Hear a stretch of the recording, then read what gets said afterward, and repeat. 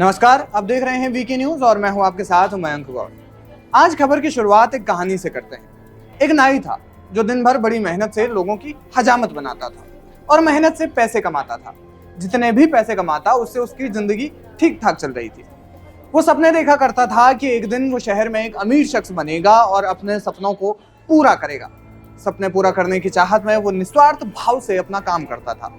सालों तक यही करने के बाद फिर एक दिन वो एक ज्वेलरी शोरूम से गुजर रहा था। उसने शोरूम में जब झांक कर देखा तो शोरूम सोने और हीरों के गहने से अंदर से सुसज्जित था। ये देखकर उसका ईमान डोल गया। फिर उसने सोचा कि जीवन के सपने को एक झटके में पूरा किया जाए। सालों से जो मेहनत कर रहा है उससे चंद पैसे ही तो बनाए हैं। एक बुरी घटना हुई नहीं कि सारे पैसे छू मंतर। यही सब ख्याल उसके मन में आ रहे थे और तब उसने चोरी करने का प्लान बनाया, और चोरी भी ऐसी कि जिसमें दूर दूर तक कोई डर ना हो। इस चोरी की घटना में आपको इत्मीनान दिखेगा, ऐसा इत्मीनान कि चोर अंदर खाना भी खाता है और अंदर सो भी जाता है। ये महज एक कहानी नहीं है, ये सत्य घटना है। ये वो सत्य घटना है जिसमें एक नाई एक पेशेवर अपराधी बन जाता है। और इस घटना का मुख्य किरदार है लोकेश श्रीनिवास, जो कि छत्तीसगढ़ के बिलासपुर का रहने वाला है। लोकेश के नाम चोरी के 14 मामले दर्ज हैं, जिसमें 7 अकेले बिलासपुर में ही दर्ज हुए हैं। वो बड़ी ही शातिर प्लानिंग के साथ चोरी करता था और चोरी में हर बार नए लोगों को शामिल करता था ताकि घटना के बारे में किसी को पता न चल सके और ना ही उसकी आपराधिक कुंडली सबके सामने आ सके। दिल्ली के ज्वेलरी शोरूम में हुई चोरी की वारदात को भी उसने ऐसे ही अंजाम दिया था। अब दिल्ली में जो चोरी हुई उसका पूरा घटनाक्रम एक फिल्म या किसी वेब सीरीज की कहानी जैसा लगता है। लोकेश बिलासपुर से दिल्ली भाग आया। वहां वो दिल्ली के भोगल बाजार आया। यहाँ उसने बहुत से ज्वेलरी शोरूम्स की रेकी की और इन सब में सबसे बड़े शोरूम को चुना। शोरूम को देखा तो लोकेश की आंखें चौंधिया गई। लोकेश ने देखा कि छत के रास्ते शोरूम के अंदर घुसा जा सकता है।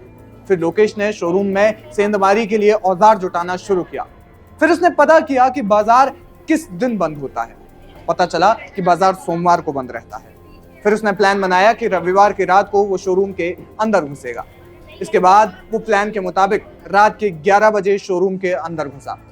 उसने शोरूम की छत का दरवाजा तोड़ा और अंदर घुस गया। फिर शोरूम के स्ट्रांग रूम में एंटर करने के लिए दीवार पर करीब 1.5 फुट चौड़ा होल किया।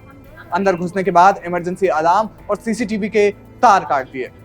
रविवार रात 11 बजे से लेकर सोमवार की शाम 7 बजे तक वो शोरूम के अंदर ही रहा, यानी लगभग 20 घंटे।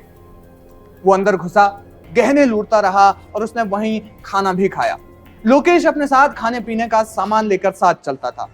जब उसने अंदर लॉकर की दीवार तोड़ने की कोशिश की तो वो थक गया और वहीं सो गया। इसके बाद उसने चोरी किए हुए गहने उठाए और जिस रास्ते से आया था उसी रास्ते से फरार हो गया। इस घटना में लोकेश की मदद 2 और लोगों ने की थी। इसके अलावा शोरूम में 2 महिलाओं समेत 6 स्टाफ काम करते थे, जिसमें ज्यादातर लोग 20 साल से भी ज्यादा पुराने हैं। जिस शोरूम में ये चोरी हुई वो शोरूम 75 साल पुराना है।